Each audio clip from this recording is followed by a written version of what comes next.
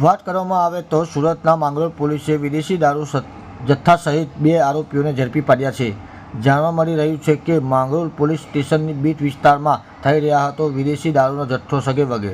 તે દરમિયાન માંગરોળ આમંડેરા ગામની સીમમાં નરેશ સોનીના ખેતરની બાજુમાં દિવ્યેશભાઈ અરવિંદભાઈ સોની દારૂનો જથ્થો સગેવગે કરી રહ્યો હોવાની પોલીસ મળી હતી બાતમીના આધારે માંગરોળ પોલીસે બાતમીવાળા સ્થળે રેડ કરતા 1,07,000 વધુના મુદ્દામાલ સહિત ઝડપી પાડ્યો હતો 2 આરોપીઓને।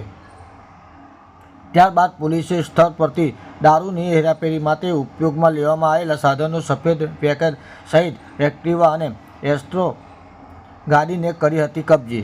પોલીસે પકડાયેલા આરોપીઓના નામ ઠામ ખાતરી કરતા સુરતના માંગરોળ મસ્જિદ ફળિયાના દિવ્યેશભાઈ અરવિંદભાઈ સોની અને જડા ચોક ફળિયાના સુજીતસિંહ ભરતસિંહ રાઠોડ હોવાનું આવ્યું હતું જણાવ્યું।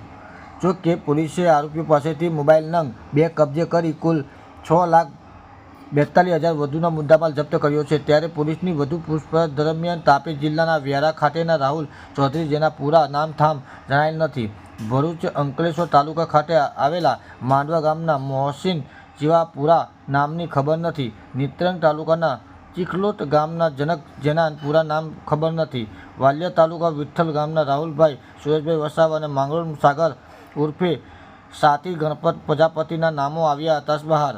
જેથી આ 5 ઈસમને પોલીસે વોન્ટેડ જાહેર કરી પકડાયેલા ઈસમ વિરુદ્ધ કાયદેસરની હાથ ધરવામાં આવી છે કાર્યવાહી। Bureau report SG TV live news Surat. હર હંમેશ સત્યની સાથે।